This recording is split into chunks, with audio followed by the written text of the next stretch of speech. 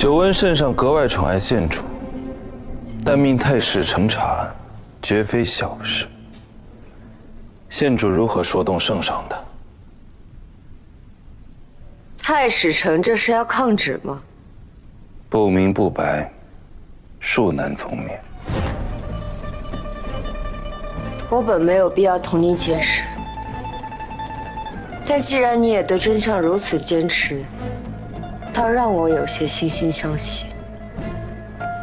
太史局官员不能随意入宫，圣上又是秘密召见，恐怕是星象出现了恶兆，无非是前朝动荡、后宫不宁之类的。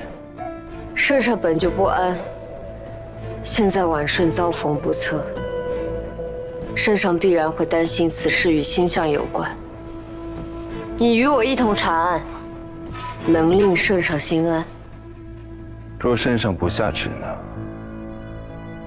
你总在太史局，自是不了解我。走吧。我独来独往惯了，不喜与人同行。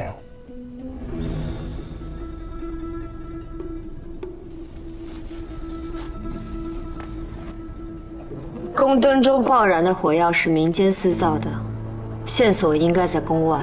那我便去查火药的来源。告辞。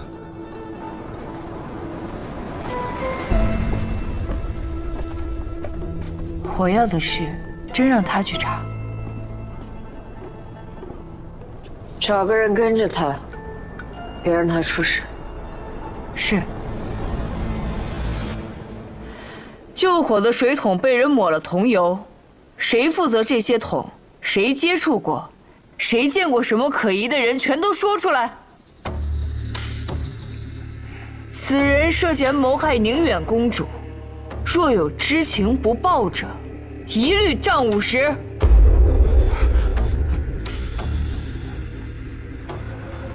动手吧。不是。摸过桐油的手一点就着。既然没人肯说，那就一个一个试。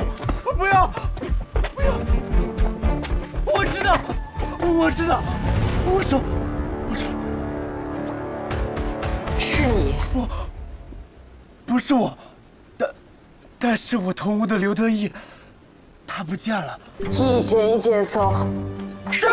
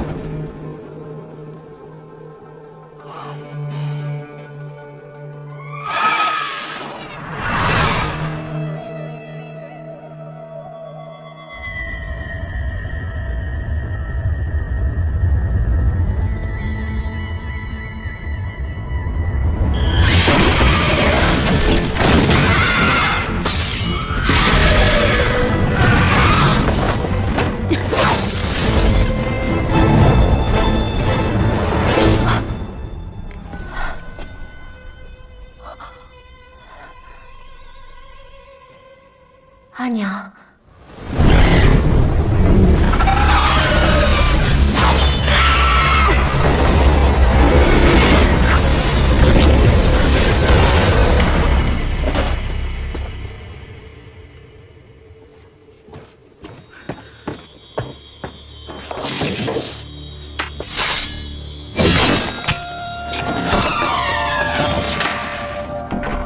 县主，县主。县主，你没事吧？是让人置换的迷香。县主，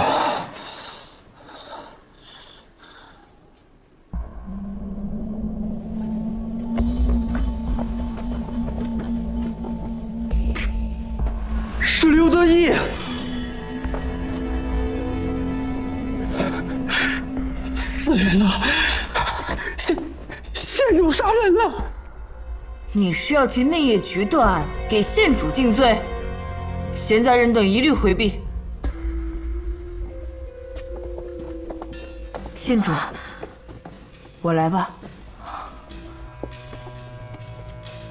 体纹未散，一刀毙命，刀口深且窄，应是匕首所致。这血颜色有些深了，应该已有半刻左右。县主进来前，这人就死了。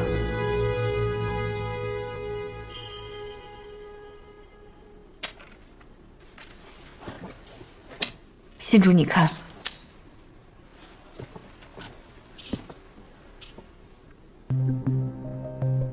我进来时，凶手应该刚走。刘德义配合凶手在水桶上涂上桐油，回来后凶手把说好的报酬交给他，接着刘德义毫无防备地往外走，被凶手从背后抹了脖子。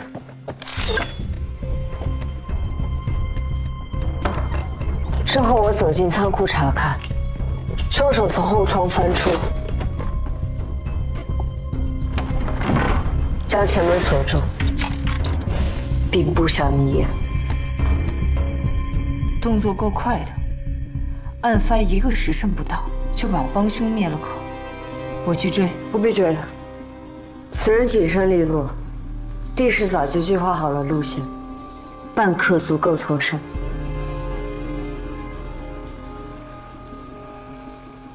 后宫一个小小的内室，不可能弄到那么多桐油。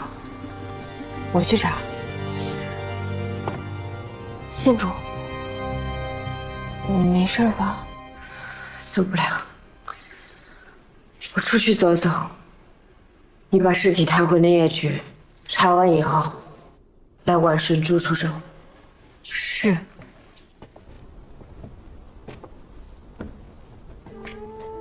这些东西哪里是公主该有的用途？你为何不告诉我？自从上次县主帮公主出头，被禁足7日，公主一直就愧疚自责，她不想县主因为她再惹得圣上不悦，所以不许我说。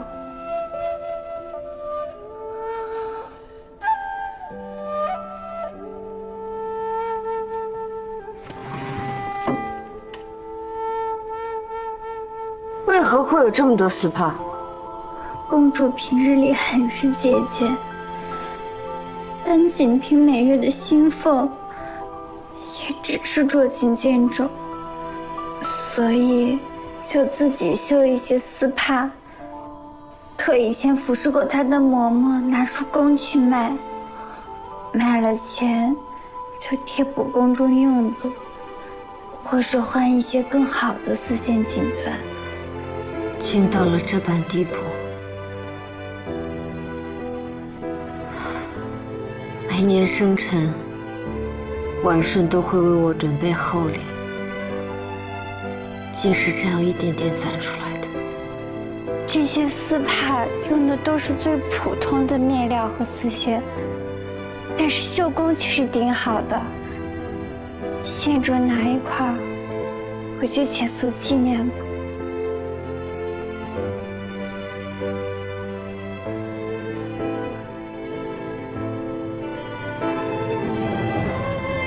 婉顺的阿娘誓言纳姬，据说能义务引白鸟。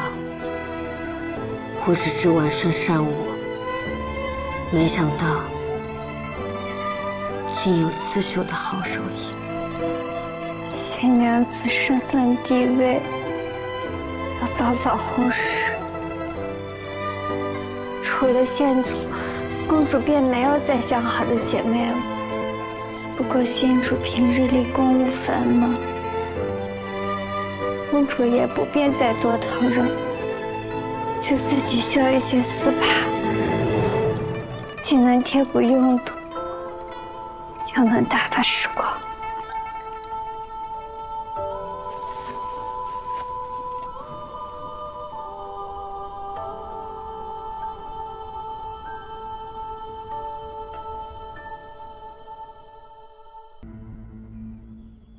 崔曼书和婉顺一样，准备的寿礼都是龙腾四海双面绣。崔九娘提前半年花了重金才请了这么一幅促进绣件，没想到却与公主装了寿礼。崔九娘高傲霸道，不会轻易罢休。寿宴结束后2个月，便是崔九娘生辰。公主东挪西凑，凑够了钱，才买了一只精美的金钗，亲手送到了九娘手里。九娘表面上说着谢公主惦记，可是却当着公主的面转手就给了下人。不过公主并不介意，他们本身就没有什么交情，从那之后更是很少往来。若说与公主有过节的，崔九娘勉强算一个。但是细细说来，倒是她冒犯公主才真。右相家中的女眷是否还在宫中？方才查问完宾客，并无异常，所有宾客已经陆续出宫回府了。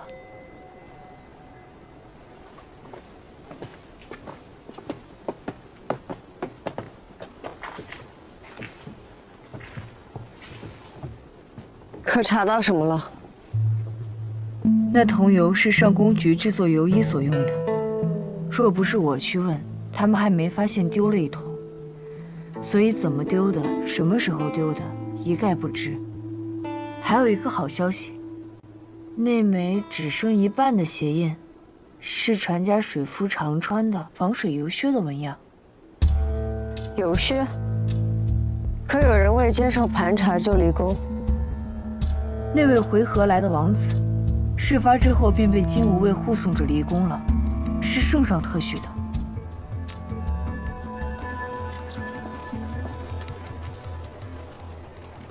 县主，神了！还是要多谢县主提前安排顾司之相护。我出宫后，便向城西寻找火药铺子。你们查到什么？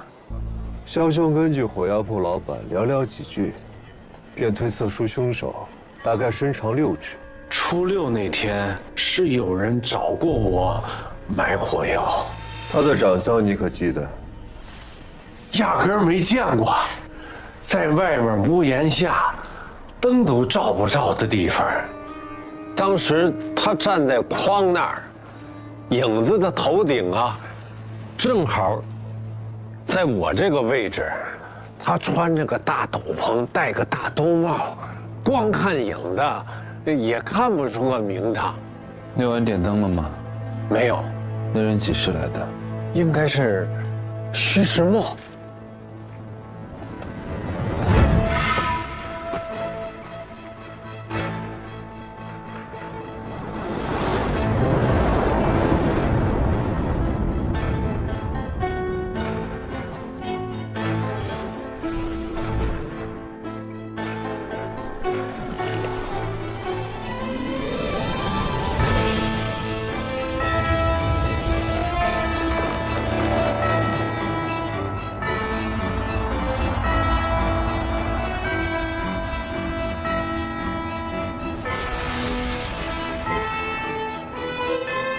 那人身高6尺，与顾司之相似。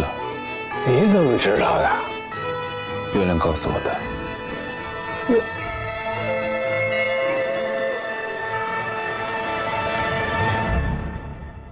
身高6尺，颇有身手，还能出入宫而不受限。四枪火药价值不菲，有如此资财，此人身份必然不低。那符合条件的人可太多了。朝中武官受邀宾客，那位竟无畏。此人在延寿坊，必有落脚之处。是啊，购买火药时已然过了宵禁，他推着板车，断然无法离开延寿坊。县主又是如何找到此处？舞台附近发现了游血的鞋印，凶手应该会走水路。延寿坊东西南3面分别有清明渠、永安渠和曹渠之水流过。凶手出宫后，很有可能藏身于此。我们的线索指向一致。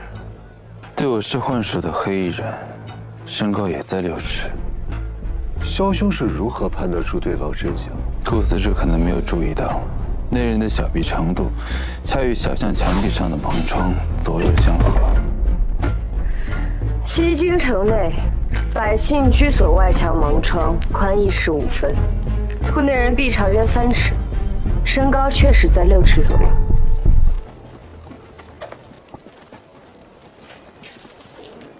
县主，太史丞，顾死之。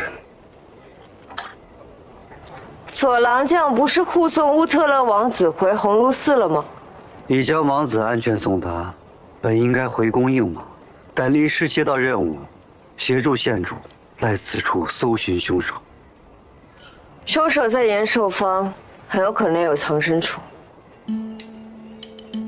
凶手藏身之处不会离水渠太远，应该是相对独立的院子，不容易引来邻里疑心。这人身高6尺，会功夫，防备心极强。兄弟们一定要多加小心。是。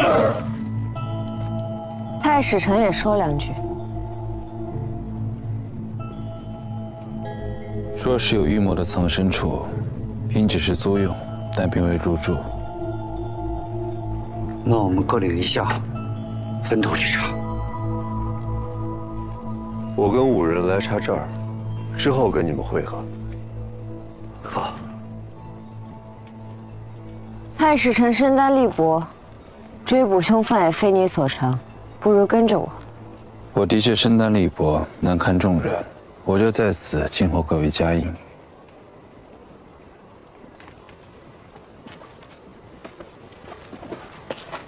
一旦有发现，就知会大家，莫要轻举妄动。是。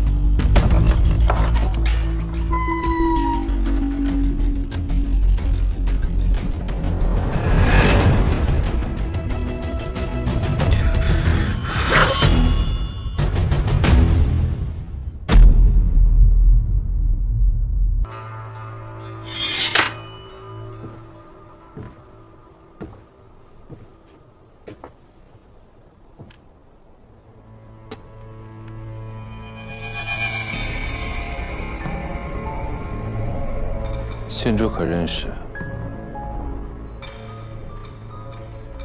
太史丞怕些，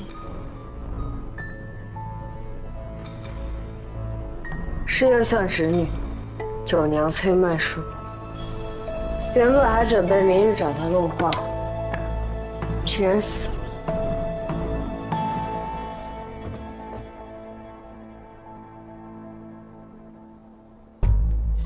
血还未干，凶手没有走远。和舞台旁发现的鞋印一致，都是宫中所用游靴。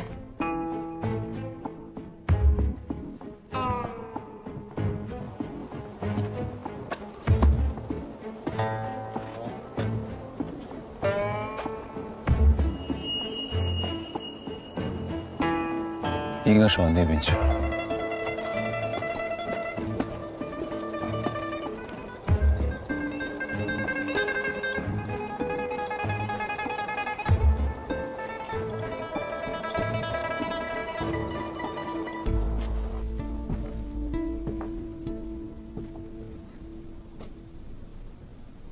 县主还是怀疑我。我从未怀疑过你。可县主随性我至此。说元帝后加殷的，不也是你吗？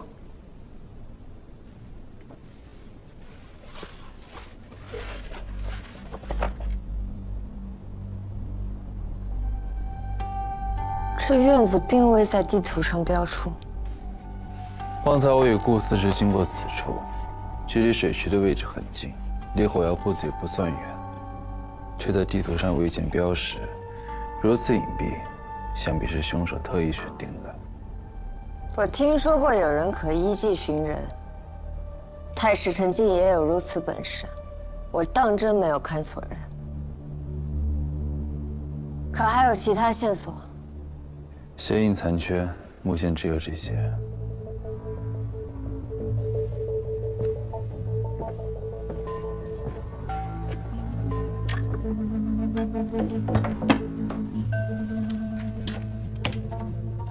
县主可要亲自验尸？请太史丞回避。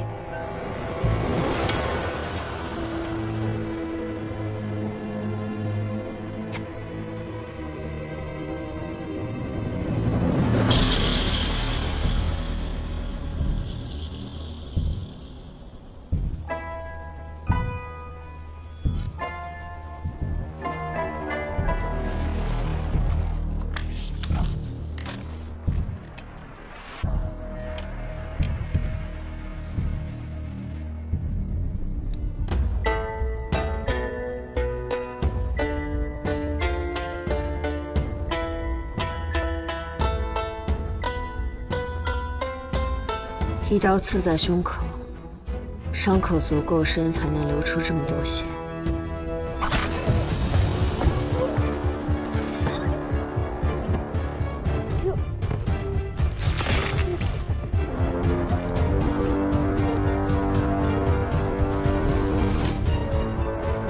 杀你的人一定非常恨你，他是谁？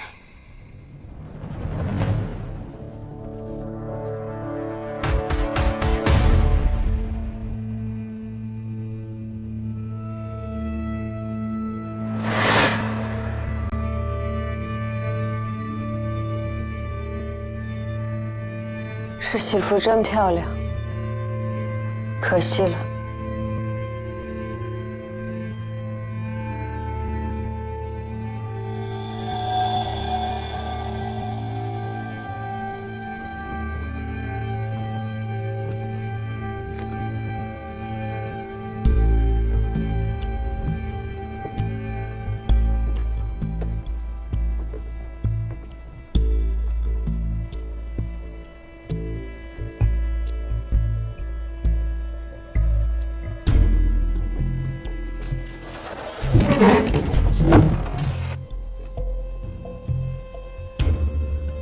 哎，有火药味，当心！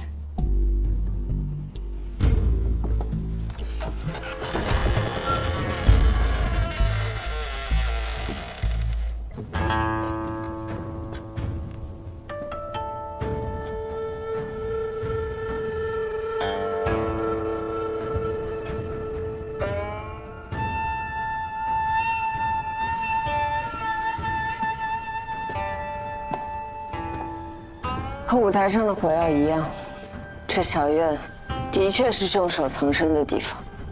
从这造血印看来，此人具有6指之躯，但由于血只有残印，无法确认这些脚印是否同属一人。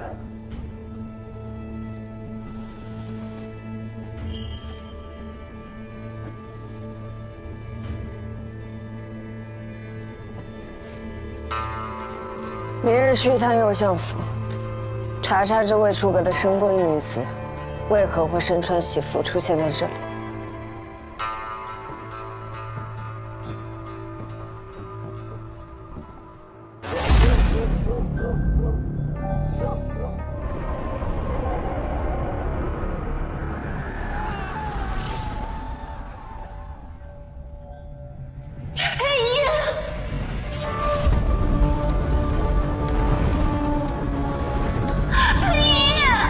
晚顺，佩仪，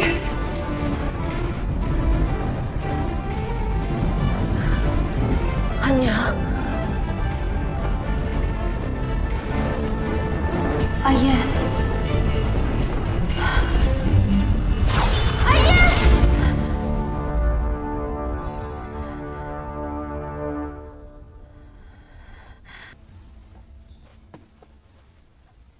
这些丫头笨嘴拙舌的，怕说不明白。县主有什么话问老奴便是。你的意思是，县主听不懂他们说话，还得你帮他？老奴不敢。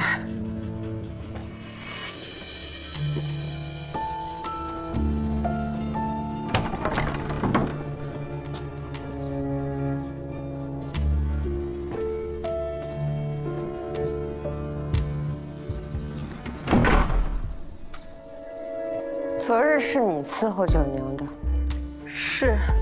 近来她可与什么人交恶，或是有私情？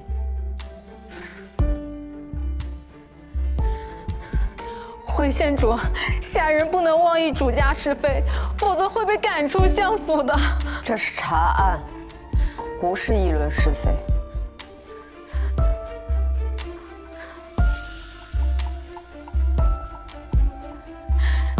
县主，小奴真的不能说。不能说，那就是知道了。我不知道。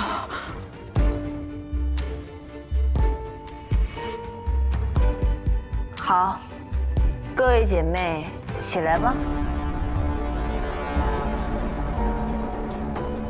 去请嬷嬷进来吧，告诉她，姑娘们都说得很清楚。是。求管娘子开恩，求管娘子开恩！奴婢是真的什么都不知道，也真的什么都没有说。若是被赶出相府，奴婢就只能去西市影子药家那种地方做帮狗，那奴婢就真的没有活路了。求娘子开恩，求管娘子开恩！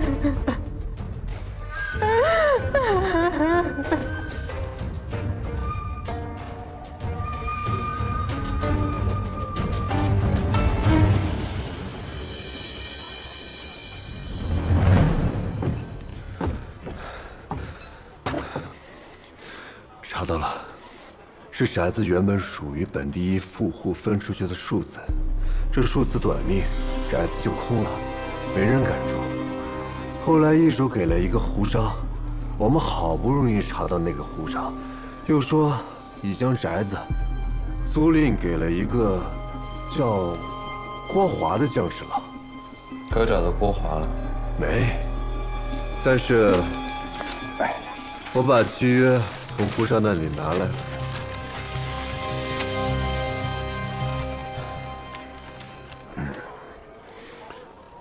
你们就没要完引子吗？等你呢。你人真好。娘子，给我来碗引子。好嘞。右相府的姊妹让我来寻你。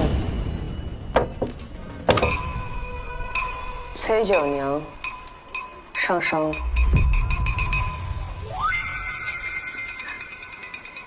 娘子坐吧。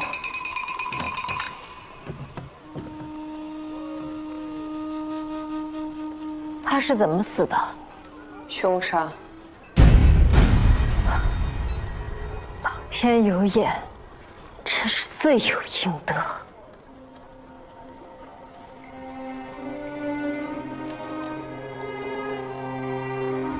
我叫丽娘，我这张脸便是拜他所赐。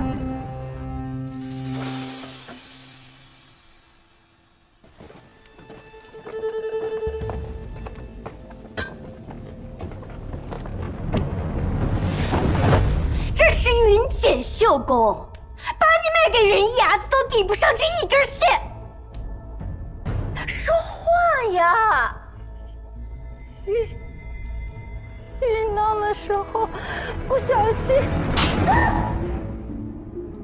然然后你就给我绣了2条黄色的丝线上去，你认定我看不出来是吗？既然你如此笨手笨脚，我便好好教教你。小娘子，小娘子饶命！放手！愣着做什么？过来给我按住他！快过来！小娘子饶命了！小娘子，给我按好了！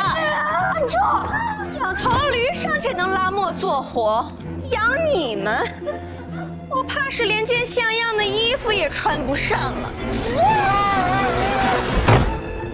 枉生为人。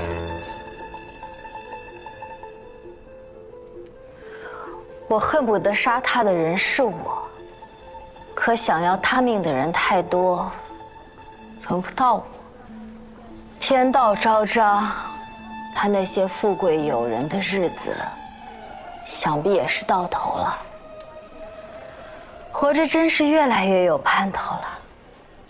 他如此为人，树敌并不稀奇，如何结到好友？臭味相投。都有谁？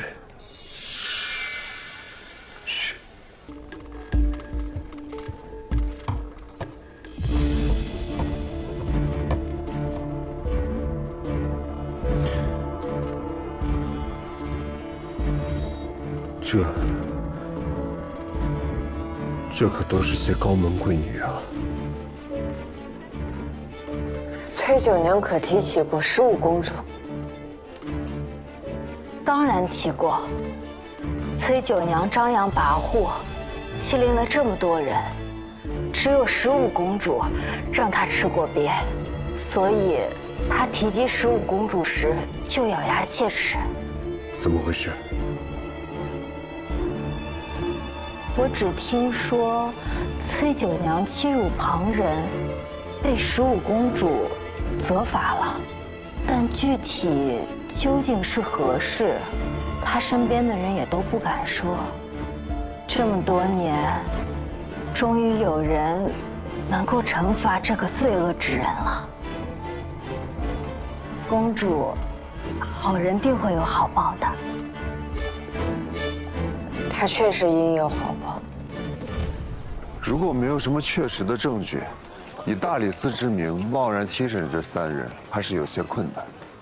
权贵之家一般都注重颜面，贸然登门，还是双方都不大好看。云垂楼的腊肉正好喂，5人去订上3间上房，我随后就到。县主怎么突然想吃腊肉了？县主的意思是以他的名义给3位贵女递拜帖，约在云垂楼，当做寻常问话，低调体面，兴许能少些风浪。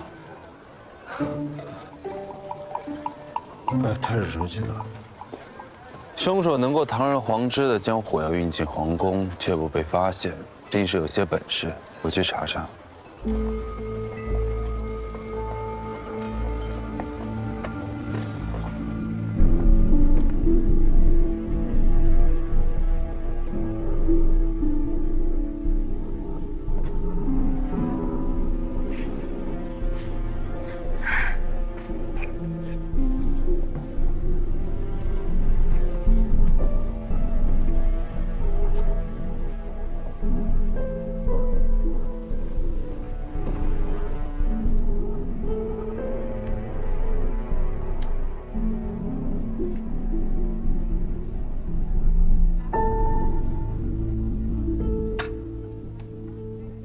尚书府人多眼杂，县主担心贸然前去会给3娘惹来闲话。右相府都派人来催了，我岂敢在家中多留？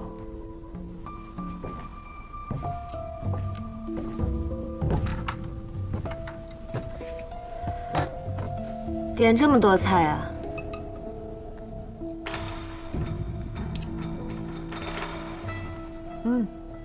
这腊肉不错。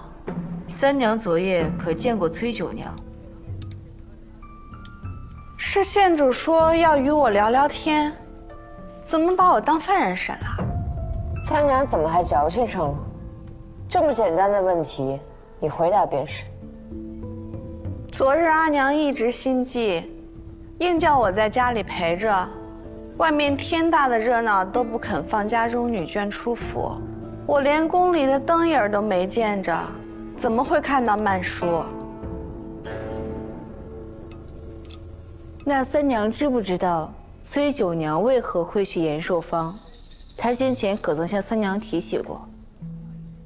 城东的贵女们都说，踏过朱雀大街往西一步，身上的贵气都要少一分的，更别说延寿坊那种鱼龙混杂之地，曼叔绝不会去。那三娘知不知道，她与15公主之间究竟有何过节？不清楚。贺兰不是也来了吗？你去问他。他与曼叔最亲近，有些话曼叔不会告诉我们，但贺兰都知道。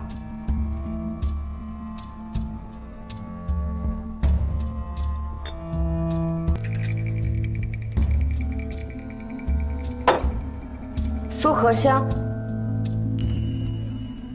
真好闻。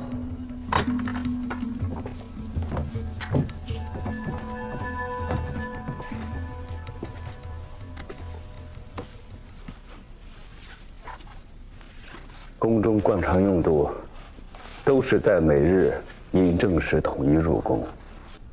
太史丞要查的这几日，除了每日用度，就是回纥王子来送进献的礼品，还有右相府和武库令送给淑妃的新年贺礼了。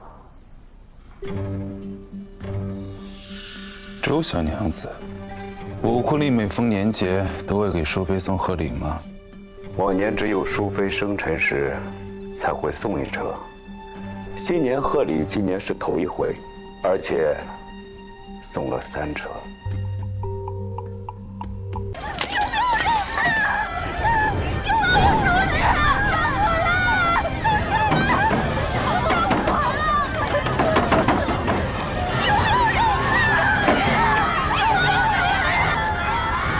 醒醒！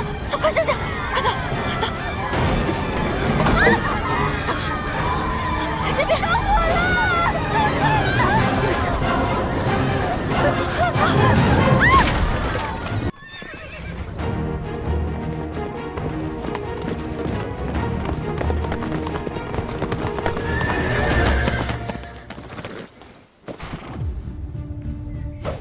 袁司城来了。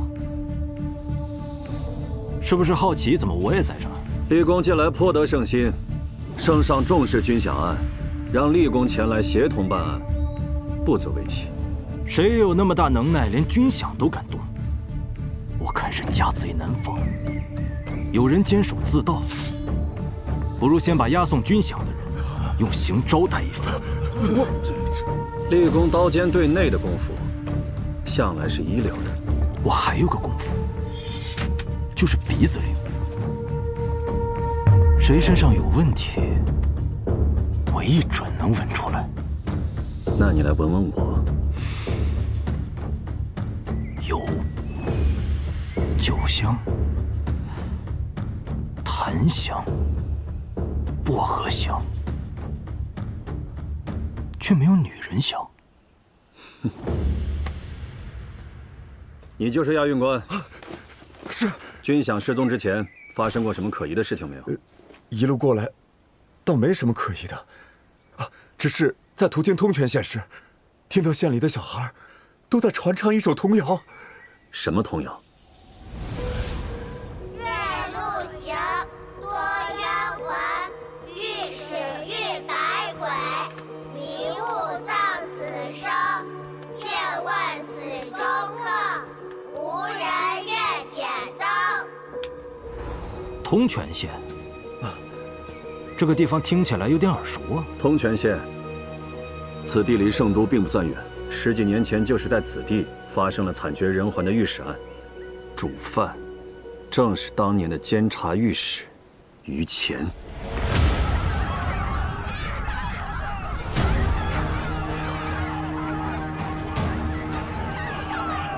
经查，前监察御史于乾贪赃枉法，纵火杀人，人证物证俱全，杀了他！罪大恶极。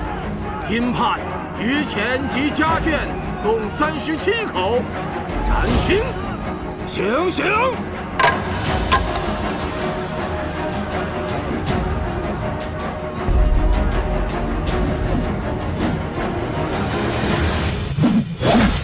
那个于前可谓是臭名远扬啊！他为了抹除奸淫民女的罪证，杀了不少人灭口。我们也从童谣想到了御史案，就找当地人来问，他们都说，那于前被满门抄斩后就成了恶鬼，去世被他烧死的女子冤魂，飘荡在山间害人。巧了，君想途经此处，此处便闹鬼。依我看，怕是有人想借御史案来故弄玄虚。这军饷消失跟鬼怪之说又有什么关系？我们亥时行至此地，山中忽然起了大雾。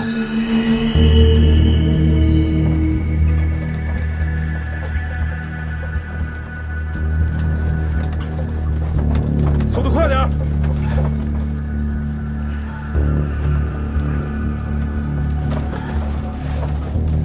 这雾怎么越来越大了？不会真的跟那童谣说的一样吧？不要相信那些无稽之谈，都给我打起精神来，继续走！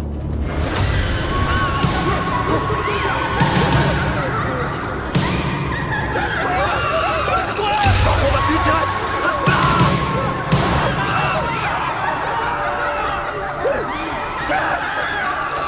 我不知怎么回事就晕倒了。我们醒来的时候，军饷连头押运车都不见了。这还真是鬼啊！再提鬼字，我割了你的舌头！押运队在亥时昏迷，寅时左右醒来，这中间不过几个时辰，所以贼人肯定还来不及抹去痕迹。顺着车辙往前搜。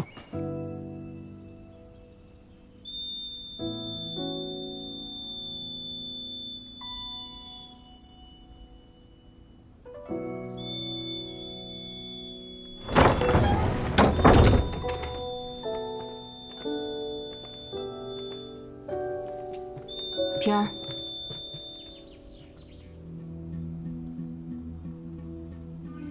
平安，他是谁？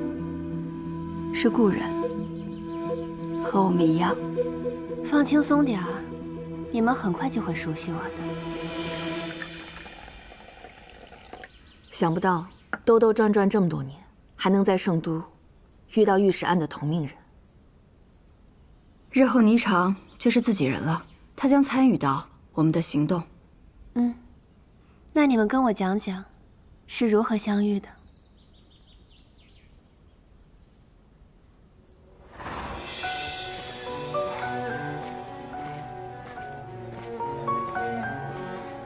你不过是听人说在吴乡见过那蝴蝶吊坠，我们就巴巴的跑过来。万一他是湖州的呢？一丝希望都不能放过。那女孩若活着，我们兴许能从她身上找到证据。太白县女主唱，这大街小巷都传遍了，好些人都说了，太白星啊，跟那位太后太后。彩莲，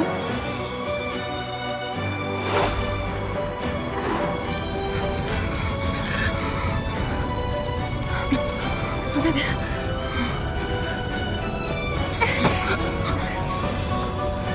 快走！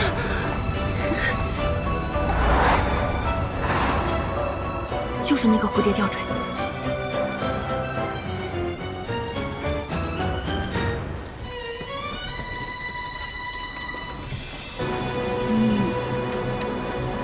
认得这块玉，你与我们可以算作故人，御史案的故人。我们相遇之后，决定要在圣都等待时机，直到圣上登基。圣上决心革除贪渎，我们觉得机会终于来了。只有借助更大的力量，才能让度量和郑渊这些恶人受到真正的惩处。至于后来发生的事情，你都猜到了。军饷失踪也是我们计划中的一环。度量本就贪污了部分军饷，正好引风吹火，让火烧到他身上。那你再讲讲，是如何将军饷从押运堆里偷出来的？官道离上一个驿站太远。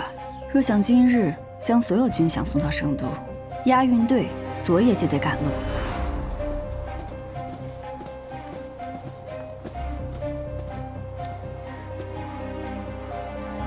这几日山间必起大雾，遂天使。采莲熟悉山中的风势，他将迷烟混进雾里，押运队很快被迷晕。我们的人藏在山中，不会被任何人发现。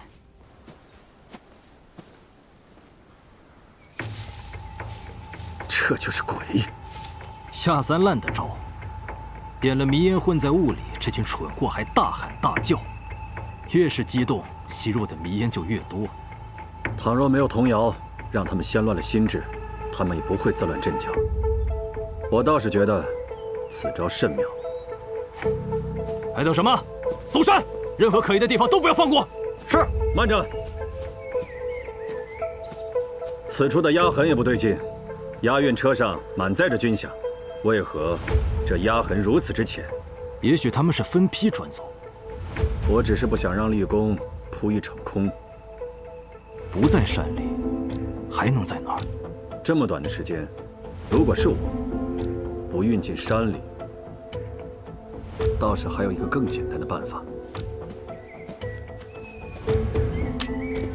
试一试，咱们还往山上追吗？他说的不是没有道理。万一他是对的，这份大功不能被他独抢。跟上，看看他想干什么。是。你们没有把军饷运进山？山路的压痕难以掩盖，带着那么重的军饷也跑不远。况且，来查案的人里，有一个十分棘手。谁？袁绍成。军饷失踪，大理寺一定会介入此案。芒沟，圣都最贫困的地方，许多没入贱籍的人没有了主家，又遭人轻视，就聚集在了这里。他们的子孙后代也都是贱民。袁绍成是他们当中唯一一个脱了贱籍以后，成功当上了官的。这个袁绍成可真不简单。哦，对了，我听齐君山的手下说，齐君山突然将液态赌方分给了袁绍成。看来袁绍成攀附上度量之后，收获不小啊。齐君山手中的饼被袁绍成啃了一口，怕是不会甘心啊。你跟袁绍成交过手，你觉得他这个人到底怎么样？心够狠，城府够深，他的手腕非常人所能及。他才是我们在军饷案中最大的劲敌。所以我们听平安的将军饷藏进了河道。那他会不会也想到了这一点？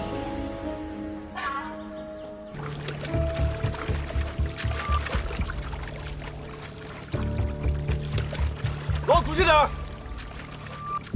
这边还有这边。外人都说你不依附李氏，也不依附武氏，可人就像这水流，变化无常。我很好奇，你如今是姓李，还是姓武啊？是御史变了吗？我是靠圣上提携才有如今的地位，我为圣上披肝沥血，当然只忠于圣上。堂堂副相都因你而死于狱中，你在士族眼中就是一条令人瑟瑟发抖的豺狼。袁嗣成是聪明人，那你觉得，在圣上心中更看重什么？试试。河道里好像有东西，快！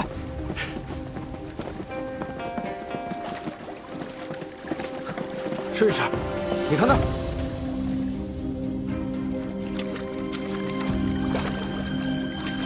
你们赶快下去帮忙，随袁嗣成的人一起下去打捞，发现军饷有重赏。是，跟我走。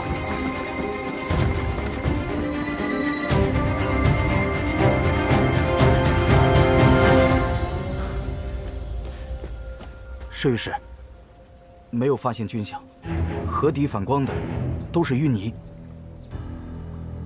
船夫，这河里的淤泥为何会反光？官爷，我们经常在河里跑船，这条河的上游有矿，所以河中有这等景观并不稀奇。哈哈哈哈哈哈！我这么就信了你的邪，在这里浪费这么长时间，足够他们跑得没影影了。袁绍成，我现在怀疑你跟他们是一伙的。是御史，慎言。儒学巡洋也不过如此，这案子袁嗣成还是站远点，当心水湿了你的鞋。所有人给我进山，别在这里浪费时间。是。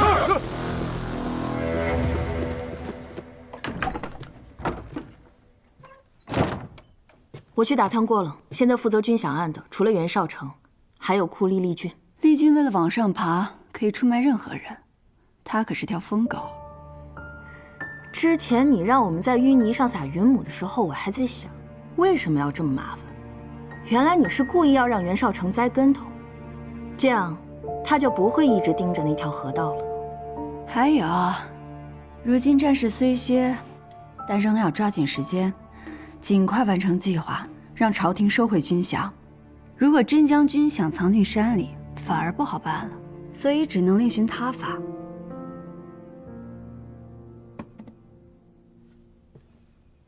丹仙，你会不会觉得我让霓裳这种我们还不熟悉的人参与计划不够慎重？一开始我确实这么想，不过我跟你不也是从不熟悉到亲如家人吗？这些年我们三人历经风雨，但谁也没想过放弃。平安，你放心，做事若瞻前顾后，不能杀伐决断，事难成。你以身入局，甘冒生死之险，我陆丹心愿做你手中最好用的刀。